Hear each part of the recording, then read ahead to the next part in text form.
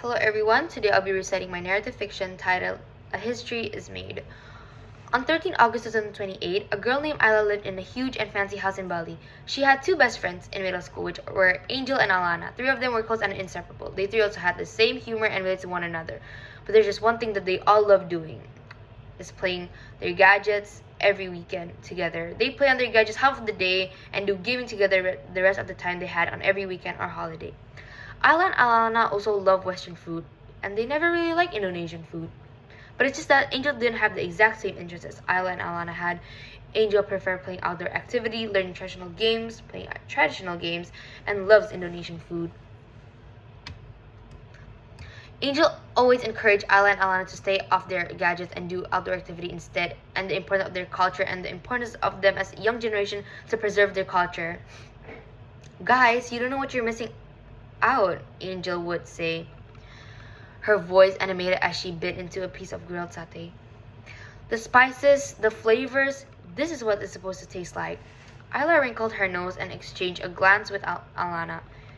I don't know, Angel, she replied, picking at her plate of nasi goreng. It's just not my thing. Alana chimed in.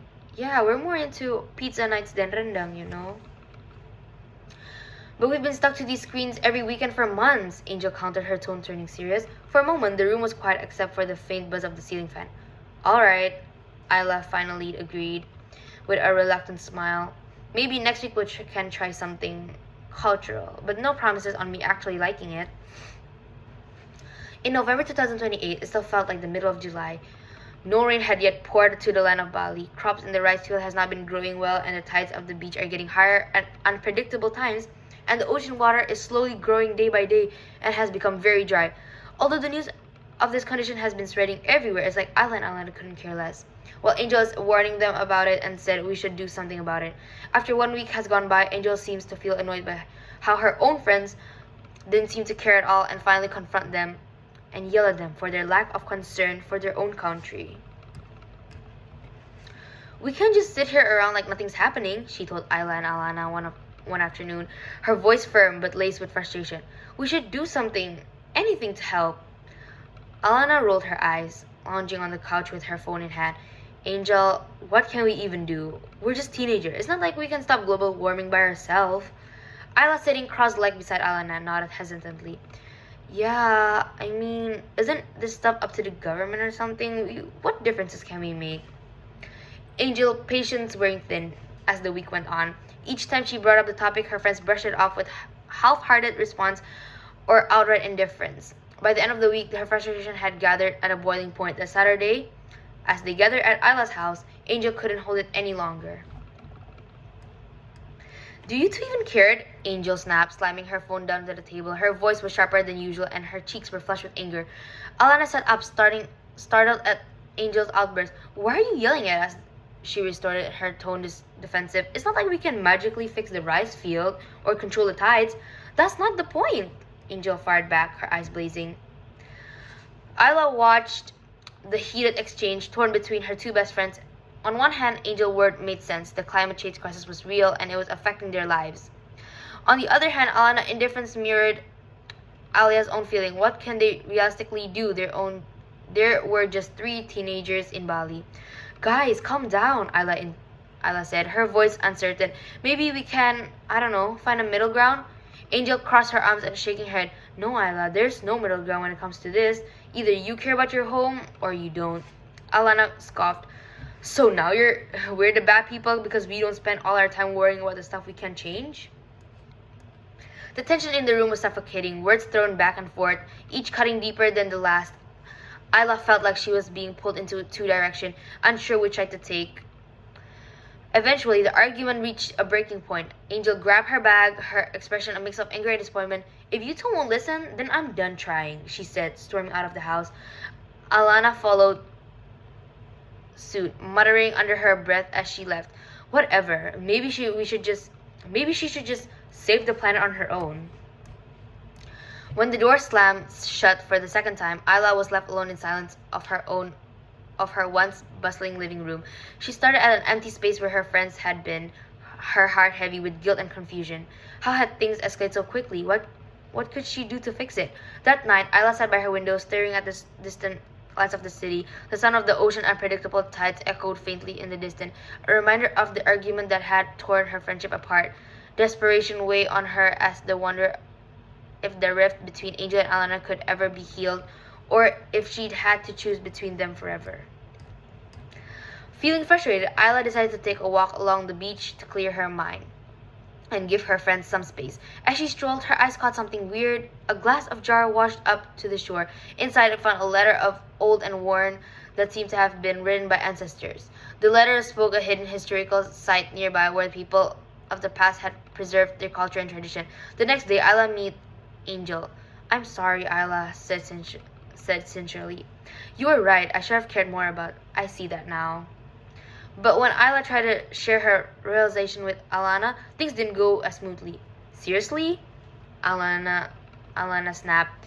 Now you're both on into this save the world mission? What happened to us just having fun like we used to? It's not like that, Isla said, trying to stay calm. This is important. To you, maybe, Alana shot back, her tone cold, but you've both changed and I don't like it. From that day on, Alana grew distant, refusing to join Isla and Angel. Although it hurt, Isla knew she was making the right choice, even if it meant losing a part of their friendship. Some things she realized were worth standing up for. Meanwhile, Alana started to hang out with girls like her more and didn't care much about Isla and Angel anymore. Lydia also loves scrolling her phone all day, hates outdoor activity, and spends time hanging out in her room playing games and most of the day. Lydia is also a girl who supports and agrees with Alana how a citizen shouldn't care at all about a thing and just enjoy the life they live. Then Isla and Angel used TikTok and used new technology knowledge to spread awareness of global warming these days, and people as they see it started doing something to the environment and weather. After a while, Alana saw her mistakes and realized how she had been a fool and unsupportive friend. And such an unsupportive friend.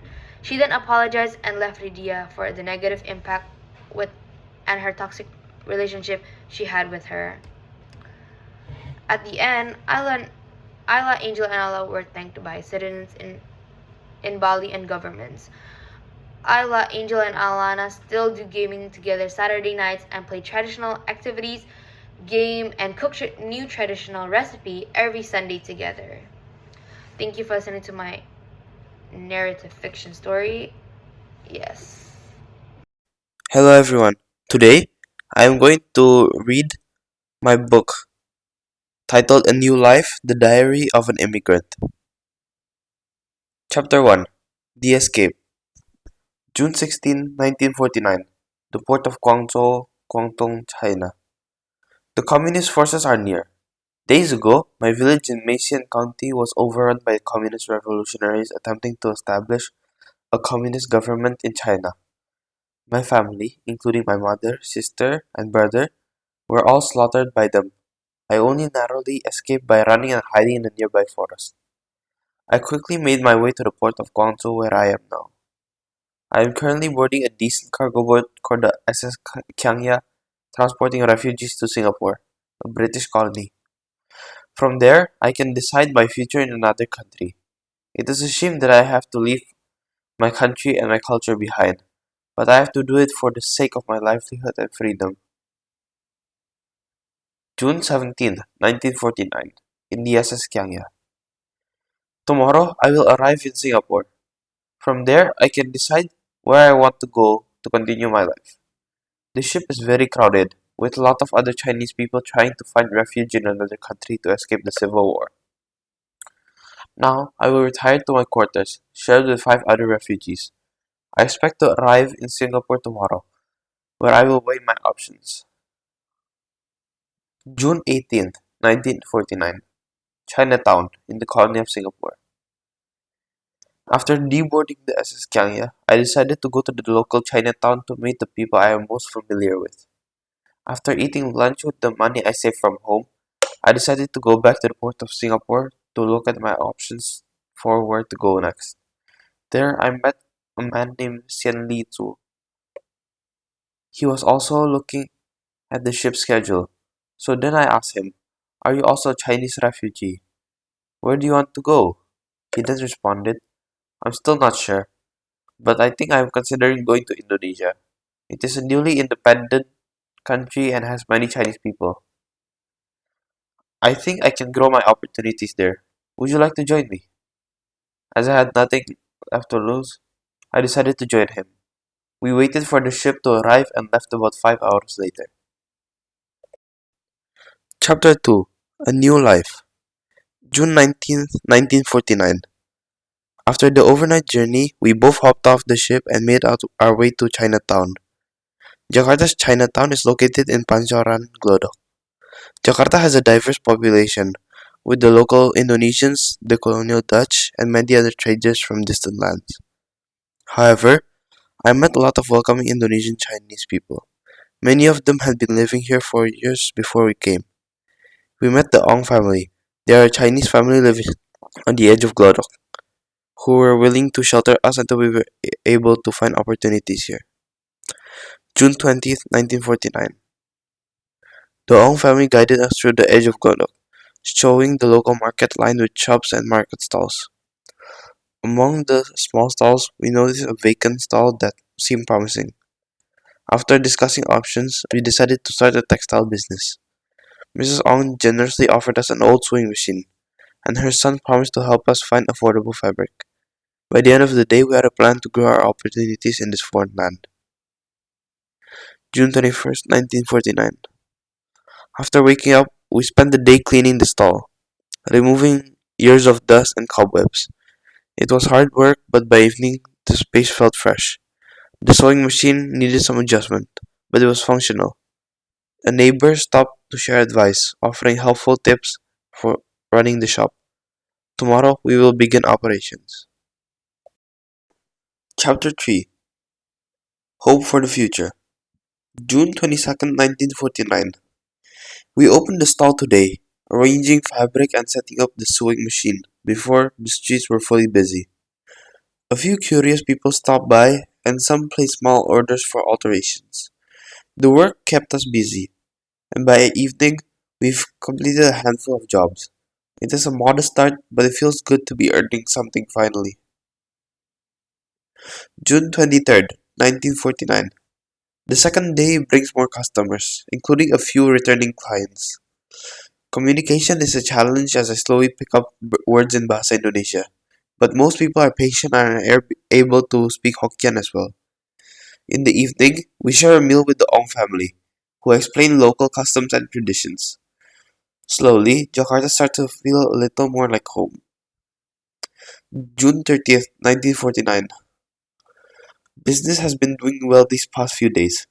Li Tsui and I have received multiple orders, mostly from the Chinese community here. One afternoon, a man named Mulyono Wijaya approached our stall, accusing us of overcharging and exploiting Indonesian customers. His words drew a crowd, and soon anger turned into violence. Rocks were thrown, shelves were toppled, and someone lit a fire on our stock of fabric. Flames quickly engulfed our stall, leaving us with nothing as we watched everything burn. Chapter 4 Recollection July 1st, 1949. The Ong family house. The next day we returned to the Ong family house, exhausted and uncertain. They welcomed us warmly, offering food and a place to rest. That evening, Li Tsui and I talked about what to do next, finding work or starting over on a smaller scale. The Ong family promises their support, giving us a small sense of hope for the future. July 2nd, 1949. The next day, we decided to plan for a fresh start in the center of Glodo, where it is safer and busier. Moving there will be expensive, so we are focusing on saving for now. Izu begins taking sewing jobs from neighbors, while I help Mrs. Ong with her cooking business in exchange for extra money. The work is tiring, but with each cent we save, the dream of rebuilding feels a little closer. August 5th, 1949. A month later, we've saved enough to move. With the help from the Ong family, we find a small space in the center of Glodok. It's safer and has more customers. The move is tiring, but we feel accomplished as we settle in. As we unpack, we know that this is a new beginning. Tomorrow, we will start fresh, hopeful for a better future. Chapter 5, August 6, 1949. On opening day, we set up early in our new stall. The street is busy, and soon a few people stop by to ask about our services. We complete a few small orders, feeling both exhausted and hopeful. It's a fresh start, and we finally have a chance to start a new life here in Jakarta. August 29th, 1949. A month later. Business is going well. We've gained regular customers, and the shop is thriving. Along the way, we've made new Indonesian friends, people who've shown us kindness and welcomed us into the community. Slowly, we've come to understand that not all Indonesians harbor hatred towards the Chinese. We have finally achieved our dream of living in peace to escape the war. We gave some of our profits to the Ong family to thank them what they did to help us. Hello, everybody. Today I'm going to be presenting my short story called The Ancestral Tattoo. It was a day like any other in the developed homeworld of Milargo. The sky was crowded as always. The same dual color pattern of dark and light gray has stayed on this planet since N4 Corp decided to squat here. The web of buildings around my parlor are a bit different though. More artificial neon and mono yellow walls have lined them than the sky. The flora, which is what I call artificial oxygen producers, and fauna, which is a corporation drones, have similar boxy designs as the buildings, but have a bit different paint to differentiate them from each other. As for my building, can't really say anything special about it except for the little red and blue cylinder that the previous owner Barber gave and the bright flashing sign I spent this month's salary on that says Ragnar's Parlor, or generic sign I know. And me, Ragnar, a bum with barely 20 credits to my name. As I was finishing up the tattoo on a regular, the entrance door opened up. A man showed up in augmented with the angle predicted eye, a steel plated body, a legal looking arm and leg augments, and the look of a higher up. I welcome him. Welcome to my parlor, I said, trying to be as friendly as possible. Can I help with something? The augmented man's gaze swept the room, taking in the tattoo equipment and the sign on the wall. His angle predicting eye flickered with interest, and he smiled. Actually, I'm looking for a person who can draw unconventional designs. I raised an eyebrow, intrigued. Unconventional, you say? I think I might know the person you're looking for. What makes you think I'm the one, though? The tattoo on your chest, I've seen it before in certain historical textbooks, he said. I say, how do you know about that? Are you part of N4 Corp? Have you been watching me? I say warily. He quickly responds, no. Well, I suppose you're not just any regular customer then, I said, trying to gauge his intentions. But I'm still not sure how you know about that tattoo. I'm not exactly that's not exactly something I advertise. The augmented seemed to choose his next word carefully. I'm willing to make a deal to pay top credit for this. Something simple, I think. Something that would sell a message or something. Are you interested in discussing the details? You see, the tattoo on my chest is illegal to show in public because N4 Corp for some reason doesn't like people showing any sort of culture or art.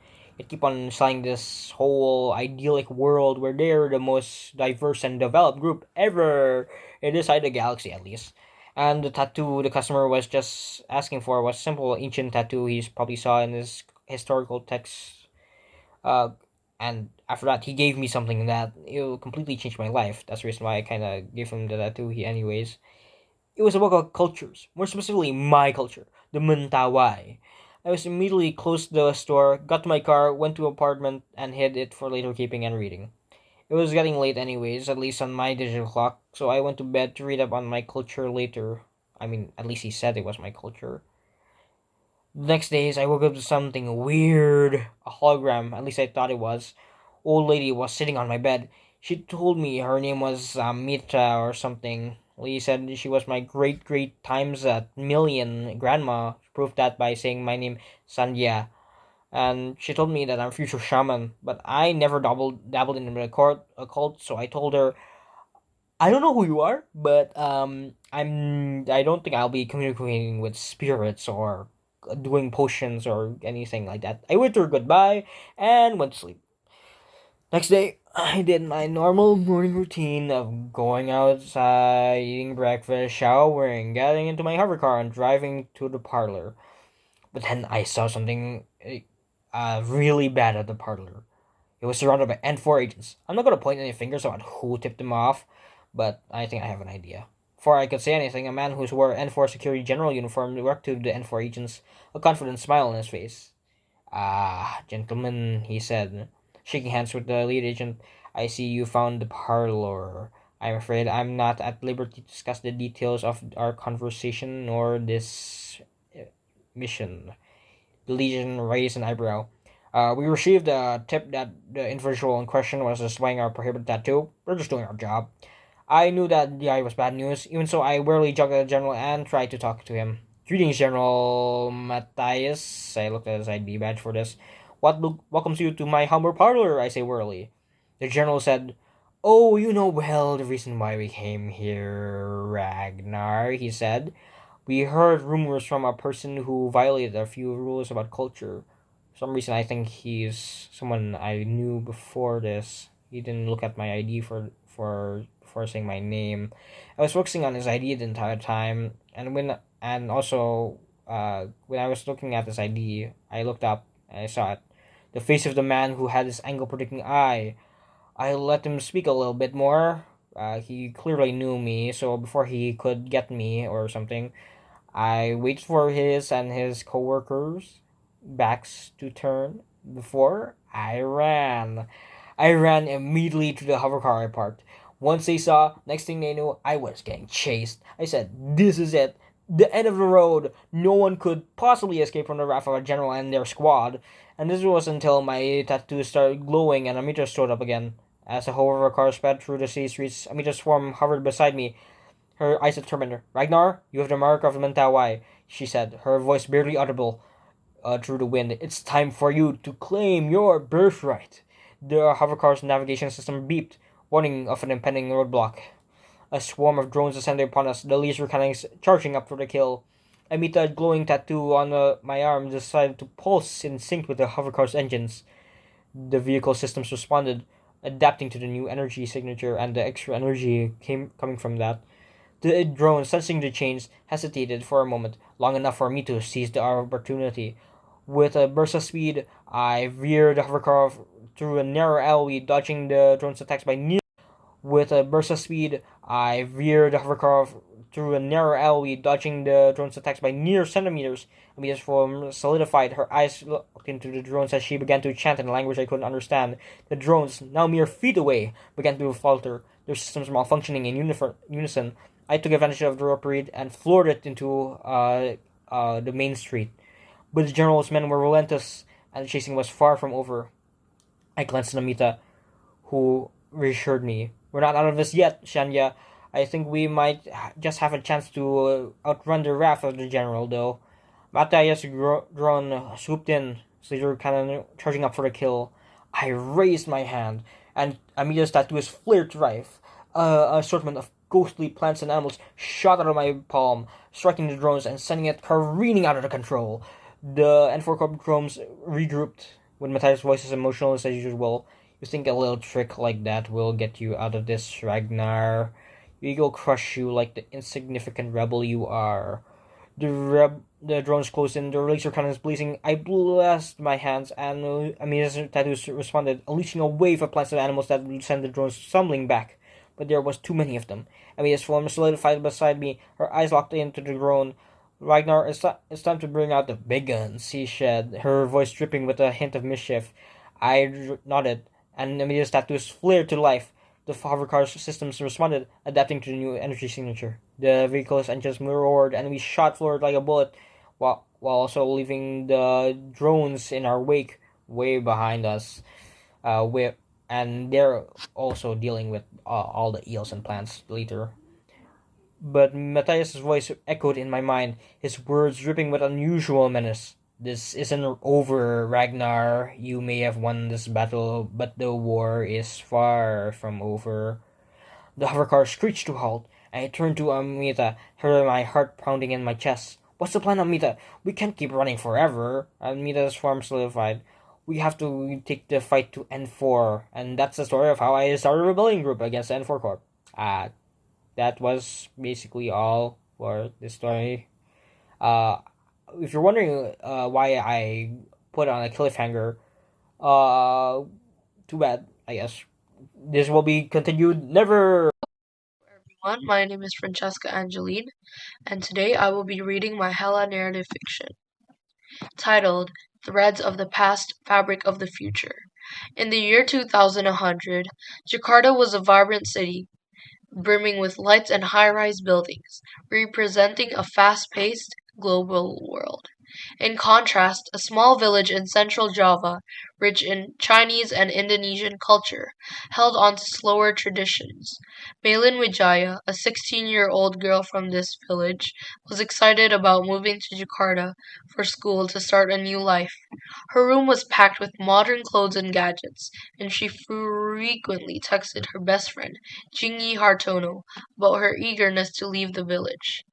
One day, Malin's grandmother, Popo Lianhua, approached her and reminded her to cherish their culture. Malin, who was feeling the most distant from her Popo since the loss of her parents, brushed off the advice and rushed out to meet Jingyi. On her way, she neglected the familiar beauty of her surroundings, wanting to focus on her future. At the river, Jingyi welcomed Malin, teasing her about being late. They discussed the importance of culture, but Malin dismissed it, thinking it irrelevant to her new life in the city. Jingyi warned Malin that her past would always be a part of her, but Malin was more interested in food and the present. As the months flew by, Malin prepared for her move, not dwelling much on her village or her grandmother's words. On her departure day, she double-checked her suitcase while listening to familiar morning sounds, feeling strangely disconnected. Popo, Popo entered with a batik lasam shawl, urging Mei Lin to take it for its future significance, which Malin accepted with a forced smile. When it was time to go, Jingyi ran to meet her, bringing snacks for the trip to remind Malin of home. They all shared emotional goodbyes, with Popo imparting wisdom about remembering one's roots. Malin promised she wouldn't forget, even as excitement about Jakarta filled her with joy. She climbed into the hoverboard and waved back at her grandmother and Jingyi, uncertainty creeping in as she left. Upon arriving in Jakarta, Malin embraced the city's fast technological lifestyle while burying thoughts of her past. Her school life was busy, filled with new friends and experiences. As time passed, she gradually distanced herself from her village and traditions, pushing away memories of Popo and cultural heritage. 3 years later, while scrolling social media, Malin received heartbreaking news from Jingyi. Popo had passed away. The shock and grief rushed over her, making her realize the weight of her neglect towards her roots. In her heart, a growing emptiness emerged, dominating her thoughts. The message urged her to return to the village, where Popo left something for her. Overcome with loss, Malin booked a flight back home, feeling an urgent need to confront her past. Upon arriving at the village, the silence hit her. Everything was muted and heavy with grief. Jingyi was there to meet her, leading Malin to Popo's old house, where a wooden box awaited her. Inside, she found the batik lasam shawl and a letter from Popo, filled with wisdom about heritage and identity. The letter reminded her that her past would always be a part of her, encouraging her to carry her culture forward with love and strength. Malin wept, realizing that no matter how far she had traveled from her roots, they would always remain a part of who she was. The words in the letter from Popo were heavy with love, and as Malin read them, tears filled her eyes. She realized that the shawl she held was not just a piece of fabric, but a connection to her past and roots. The traditions of her village felt distant, but were always within her, ready to be rediscovered.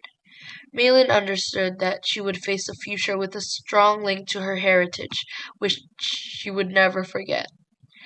During her days in the village, Malin began reconnecting with memories and her best friend, Jingyi, who offered support. They visited places from their childhood, and Malin felt bittersweet seeing how much she had changed. While sitting in Popo's chair, with the shawl over her shoulders, she noticed the details in fabric and recognized that it told a story intertwined with generations of her family. As they revisited familiar spots, Jingyi reminded Malin of Popo's favorite tales and their significance. Malin realized that she had overlooked much of her heritage while chasing dreams. On her last night in the village, under the stars, she admitted to Jingyi that she had been running away from her roots and Popo's memories. Jingyi reassured her that Popo just wanted her to remember where she came from. Malin promised herself to honor Popo by carrying her past into the future. The next morning, Malin packed the shawl, intending to take all her memories and lessons with her. As she left the village, it felt like a part of her life rather than a separate chapter. Back in Jakarta, Malin started to see the city in a new way, integrating her past into her life. The shawl became a comforting presence in her apartment and a reminder of her connection to her roots. At school, Malin grew more confident in embracing her heritage and began to showcase her village's traditions in her projects. She launched a platform to celebrate her culture, which gained popularity and connected her with others interested in their roots. Encouraged by her friend Jingyi, Malin found peace in her identity and began understanding the importance of blending her past with her present. Malin kept writing in her journal, sharing her experiences and memories of Popo. One day she decided to wear the shawl more frequently, turning it into a statement of pride. She explored the history of batik lasam, learning more about the craft, which helped her integrate her cultural heritage into her design projects. As she reflected on her journey, Malin understood that her past was not something to be left behind, but the foundation for her future. Surrounded by her city, she felt complete, proud of her identity. The shawl symbolized her connection to both her village and the city life she had embraced. Ready to face her future, Malin felt strengthened by the love and stories of her past, prepared to weave her unique narrative. Thank you for listening to my reading. I hope you enjoyed the story. Thank you for listening. Good morning, guys. My name is Anka from 898, and today I'm going to present a taste of sight from the past.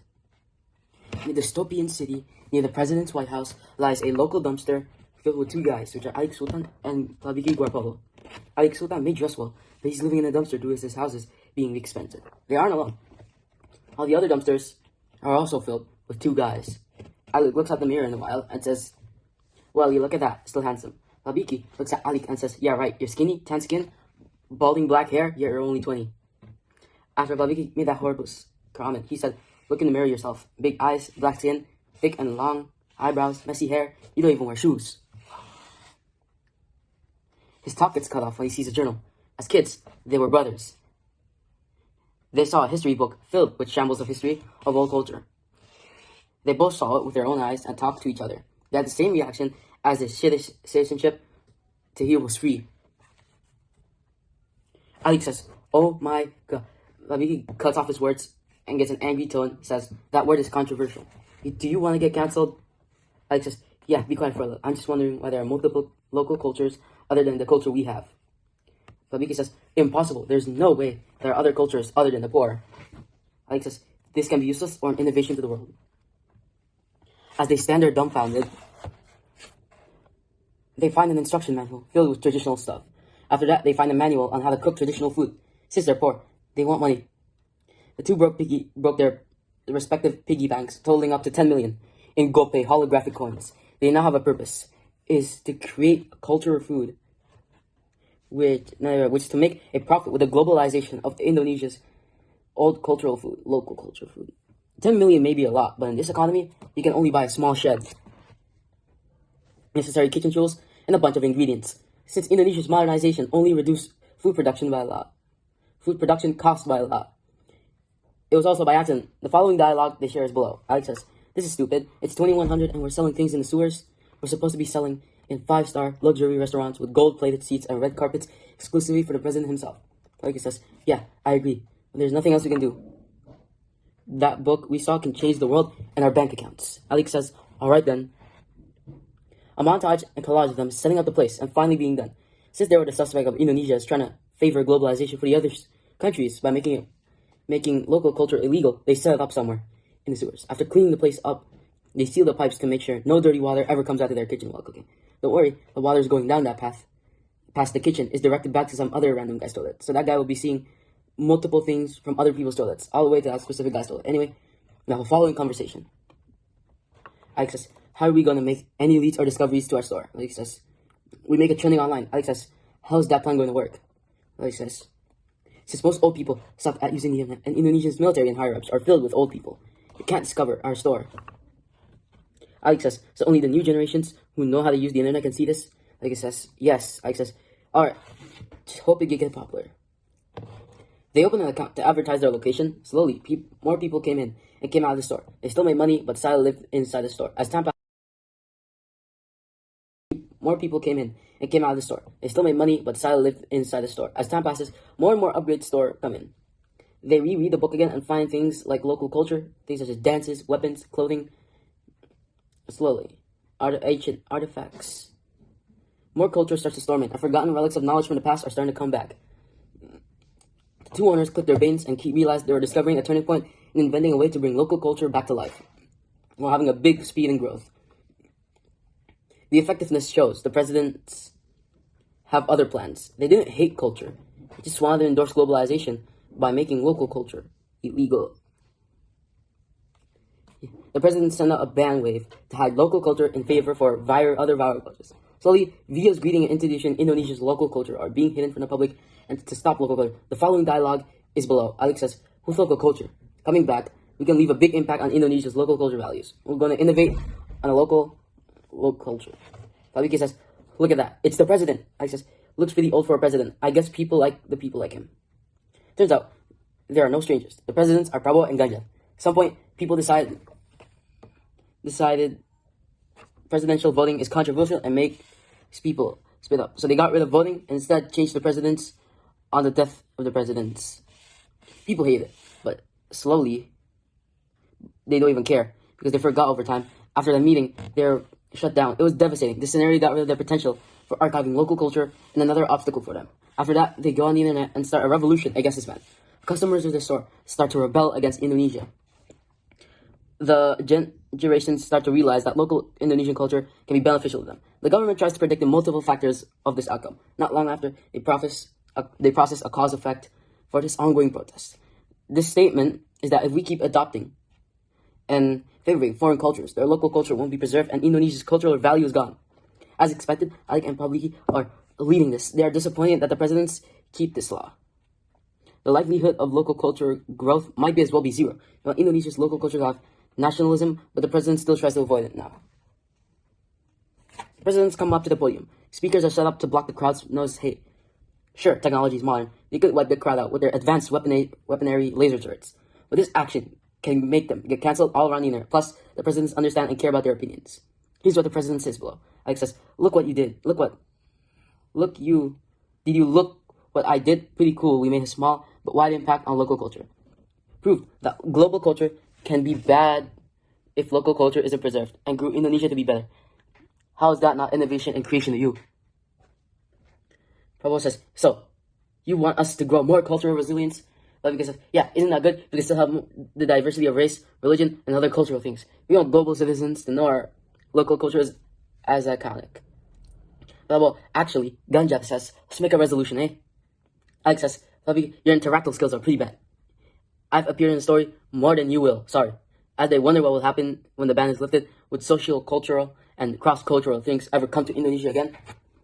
Finally, Bhinneka Tunggal Ika finally puts the slogan into use. After the ban wave was lifted, people start to greet and meet local Indonesian culture for its uniqueness. As Alec and Fluffy sit in the mansion, they got to their respective bedrooms and go to sleep. For the presidents, they're doing usual president things. Thank you.